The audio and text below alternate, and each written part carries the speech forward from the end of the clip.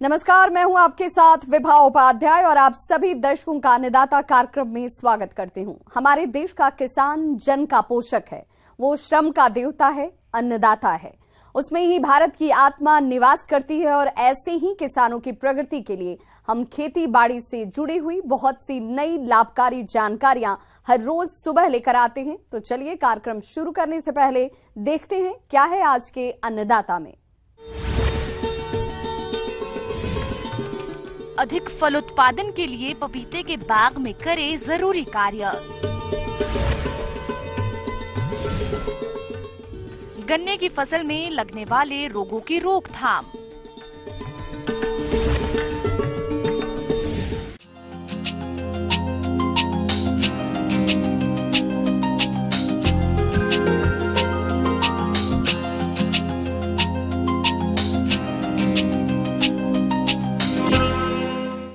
मानव स्वास्थ्य के लिए लाभकारी और पौष्टिक गुणों से भरपूर फलों में बात करें पपीता की, तो इसके उद्यान प्रदेश में बड़े पैमाने पर देखने को मिलते हैं। तो आपको इन पपीता के पौधों से अधिक गुणवत्ता युक्त फल मिले, इसके लिए बाग में इस समय कौन कौन से जरूरी कार्यों को करना बेहद जरूरी है, इस बारे में जानकारी दे रहे हैं कृषि वैज्ञानिक डॉक्टर मुनेश्वर प्रसाद।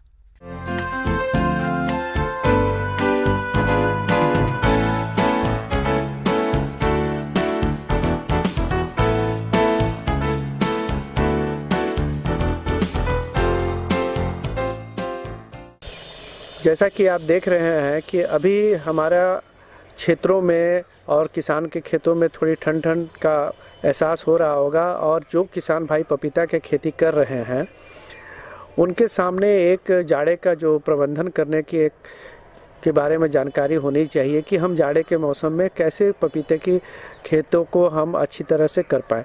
इसके लिए सबसे पहले तो आप ध्यान दीजिएगा कि हमारा पपीते के जो भी खेत हैं उसमें सिंचाई की समुचित व्यवस्था हो, नमी हमेशा रहना चाहिए। अगर नमी नहीं रहेगी तो आपको वो पौधे में पाला मारने की समस्या होगी। पपीते के पौधे ठंड के प्रति काफी संवेदनशील होते हैं। पाला पड़ने पर पपीते के पौधे मरने लगते हैं और ऐसे में पपीतों के छोटे और नवरोपित पौधों को पुआल की टाटी बनाकर पौधों के उत्तर पश्चिम दिशा से तीनों ओर से ढक दें। साथ ही पाला पड़ने पर बाग के चारों ओर धुआं करें। साथ ही आप देख रहे हो कि इस रबी मौसम में अनेक प्रकार की सब्जियां लगाई जाती हैं, जिसमें जो आपके जैसे टमाटर हो गए, आलू हो गए, मिर्च हो गए, ये सब, इनमें एक कीड़े का कभी कभी प्रकोप देखा जाता है, और वो कीड़ा जो है वाइट फ्लाई या थ्रिप्स जो है पपीते के पौधे को भी आक्रांत करता है। तो कीड़े और बीमारियों का भी आप समुचित देखभाल इस समय में करेंगे। पपीते के बाग में इन कीटों के कारण पर्णकुंचन यानी लीफ कर्ल रोग होता है, जिसके लक्षण केवल पत्तियों पर दिखाई पड़ते हैं। रोगी पत्तियां छोटी और झुर्रीदार हो जाती हैं। पत्तियों का विकृत होना एवं इनकी शिराओं का रंग पीला पड़ जाना रोग के सामान्य लक्षण हैं। रोगी पौधों में फूल कम आते हैं। रोग की तीव्रता में पत्तियां गिर जाती है।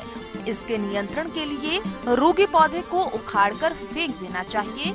साथ ही सफेद मक्खी के नियंत्रण के लिए इमिडाक्लोप्रिड 1 मिलीलीटर का प्रति 3 लीटर पानी में घोल बनाकर छिड़काव करना चाहिए।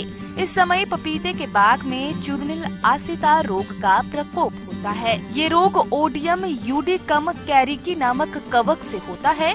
इससे प्रभावित पत्तियों पर सफेद चूर्ण जमाव हो जाता है, जो बाद में सूख जाती है। इस रोग की रोकथाम के लिए सल्फेक्स 3 ग्राम प्रति लीटर पानी में घोलकर छिड़काव करें। और एक ये जो समय है आपका, ये ध्यान देने की बात ये रहेगी कि आप अभी इसमें ज़्यादा से ज़्यादा खरपतवार निवारण जरूर करेंगे कि इस समय खरपतवार नहीं हो और कीड़ों का प्रकोप नहीं हो। और इसके बाद जैसे ये मौसम आपका बदल जाता है, तब उसमें आप खाद और उर्वरक का फिर पुनः उपनिवेश करेंगे, जो लगभग 200 ग्राम नत्रजन, 300 ग्राम फास्फोरस और 150 ग्राम पोटास प्रति पौधे के दर से दे करके आप उस पौधे को उर्वरक का प्रयोग करेंगे। उसमें पपीते के फूलों को विकसित होने तथा पैदावार बढ़ाने के लिए आदर्श तापमान 21 से 35 डिग्री सेल्सियस और आर्द्रता 70 से 85% होनी चाहिए। इससे कम या ज्यादा तापमान होने पर पपीते के फूल गिरने लगते हैं। साथ ही मिट्टी में नाइट्रोजन का कम या ज्यादा स्तर, सूखापन और अतिरिक्त नमी की स्थिति भी फूलों की वृद्धि, परागण और निषेचन को प्रभावित कर सकती है। इसीलिए संतुलित मात्रा में उर्वरकों का प्रयोग करें, साथ ही पौधों की हल्की सिंचाई करें। किसान भाई जब पपीता की खेती करते हैं तो कभी कभी ऐसा भी देखा जाता है कि उनके फल गिरने लगते हैं, तो आप मिट्टी जांच करा करके उचित पोषक प्रबंधन करिए और साथ ही आप प्रति पौधा 200 ग्राम बोरेक्स का उपयोग पौधे के लगाते समय आप करते हैं तो बहुत ही अच्छा रहेगा, या आप लगाने के 3 महीने के बाद आप इसका उपयोग कर सकते हैं।